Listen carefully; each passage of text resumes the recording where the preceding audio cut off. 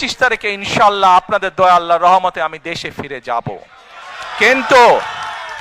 কিন্তু এখানে উপস্থিত, এই ঘরে উপস্থিত প্রত্যেকটি মানুষের কাছে আমার অনুরোধ, দয়া করে কেউ আপনারা এয়ারপোর্টে সেদিন যাবেন না।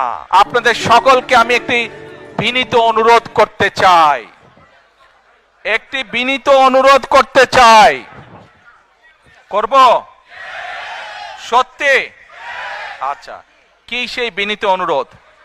প্রিয় ভাই বোনেরা, আপনাদের সাথে আমি 18 বছর ছিলাম। বিভিন্ন সময়ে বিভিন্ন অনুষ্ঠানে অনেক মানুষের সাথে দেখা হয়েছে। আপনাদের সাথে বহু স্মৃতি আমার রয়ে গিয়েছে। আপনাদের সাথে বহু দুঃখ কষ্ট আমি শেয়ার করেছি। আপনারা বিভিন্ন সময়, আমার বক্তব্যের শুরুতেই বলেছি, যুক্তরাজ্য সহ বিভিন্ন দেশের প্রবাসী, বিশেষ করে যারা জাতীয়তাবাদী, বাংলাদেশি জাতীয়তাবাদের রাজনীতিতে বিশ্বাস করেন, আপনারা বহু মানুষ বিভিন্ন সময় আমার পরিবারের, দলের বিপদের সময় আমাকে মানসিকভাবে সাহস দিয়েছেন, সহযোগিতা করেছেন, সমর্থন জুগিয়েছেন। আজকে বিশেষ করে লন্ডনে যারা আছেন, বিশেষ করে তোমরা যারা ইয়াং আছো, ছবি তোলার জন্য পাগল হয়ে যাচ্ছ, প্রত্যেকের কাছে আমার একটি অনুরোধ, 25 তারিখে ইনশাআল্লাহ আপনাদের দয়া আল্লাহর রহমতে আমি দেশে ফিরে যাব।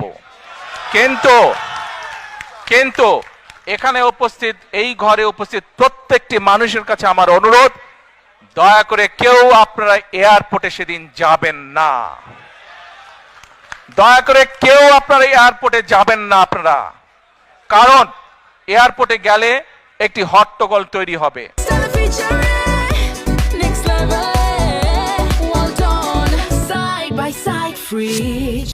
এবং মানুষ জানবে যে এরা সব বাংলাদেশি, এবং দেশের সুনাম নষ্ট হবে, দলের সুনাম নষ্ট হবে। যারা সেদিন এয়ারপোর্টে যাবেন না, আমার আজকের এই অনুরোধ যারা রাখবেন, আমি ধরে নিব তারা দল এবং সর্বোপরি দেশের সম্মানের প্রতি মর্যাদা রাখবেন। আর আমার মানা করা সত্ত্বেও, আমার অনুরোধ করার পরেও যারা যাবেন, আমি ধরে নিতে বাধ্য হব যারা ব্যক্তিগত স্বার্থের জন্য সেখানে গিয়েছেন। কাজেই আপনাদের কাছে বিনীত অনুরোধ রেখে আমার বক্তব্য শেষ করছি। সেই 1.5 মিনিটের ভিডিওটির দেখার অনুরোধ করছি। প্রিয় ভাই বোনেরা, সকলের কাছে দোয়া চেয়ে যাচ্ছি, আপনারা দয়া করে দোয়া করবেন, দেশনেত্রী খালেদা জিয়ার জন্য দোয়া করবেন। আপনাদের সামনে যে পরিকল্পনা তুলে ধরেছি, আল্লাহ যাতে আমাকে তৌফিক দেন দেশ এবং দেশের মানুষের জন্য সেই